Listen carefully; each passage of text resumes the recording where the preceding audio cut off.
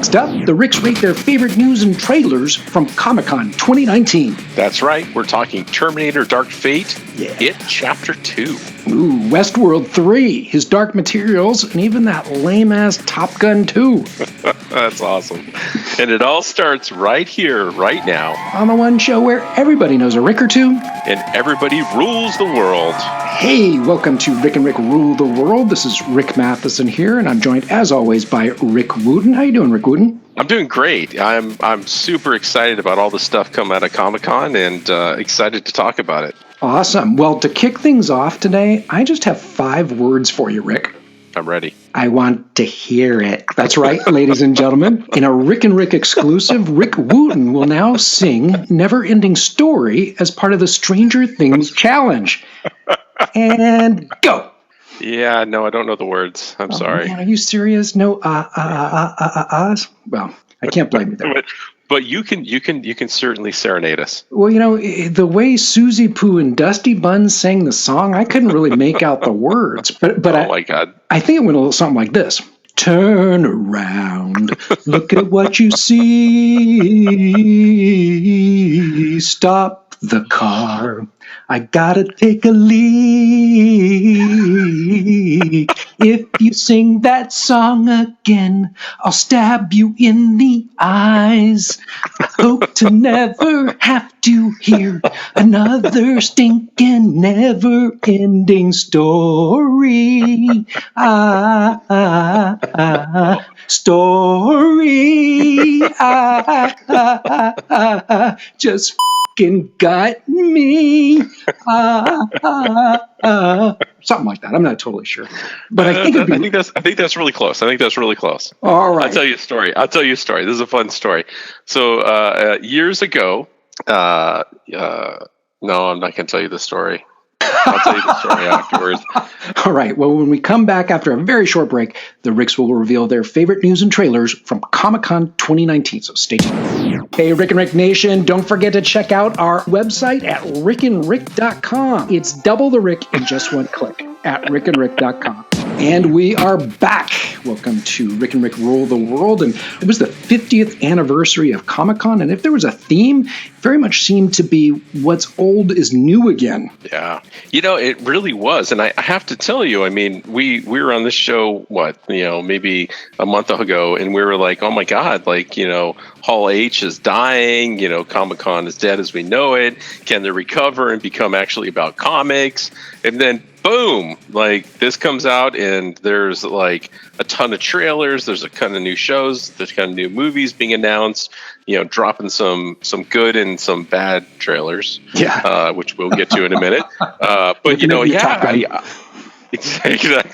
But I was totally shocked. I mean, this ended up being quite a bit bigger than I expected it to be. Well, a couple of the things really got me amped up, surprisingly, because I didn't think they would. And I gotta say, probably my favorite of the trailers was Terminator Dark Fate. I mean, when he said he'd be back, I didn't think it'd be 35 years after the first Terminator. It's got Linda Hamilton as Sarah Connor for the first time since Terminator 2, Judgment Day.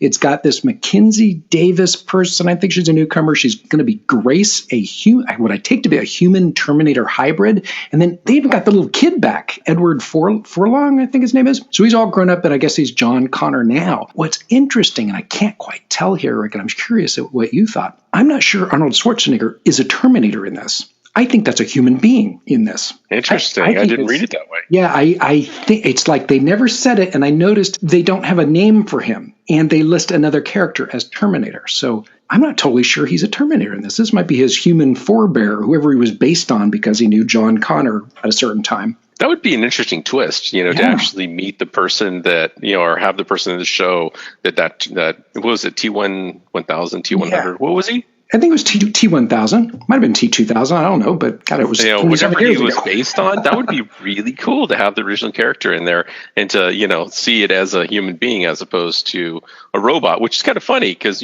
what would be clever is if he was a human being that was a little bit robotic versus a robot that was a little bit human being. Well, it is Schwarzenegger, so I think that's a good bet.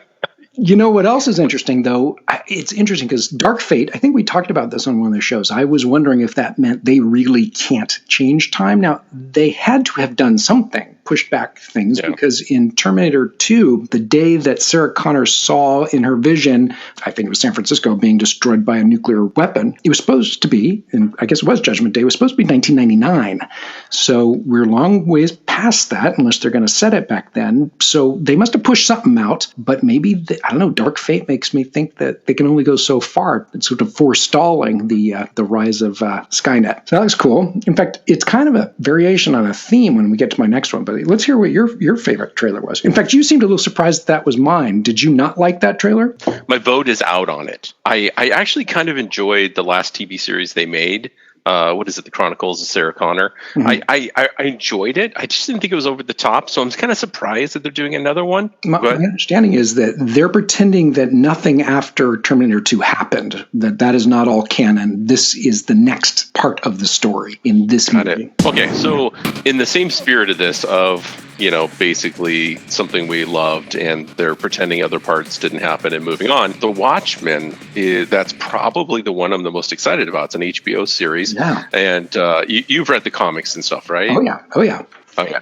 So I enjoyed the comic a lot. I thought the movie was a little weak. Yeah. I don't know. I just feel like the story kind of fell flat a little bit, and I enjoyed it. I liked how it paralleled the graphic novel, but at the same time went a little bit different.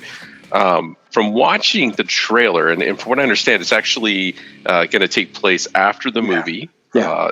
Or after the graphic novel we're all familiar with.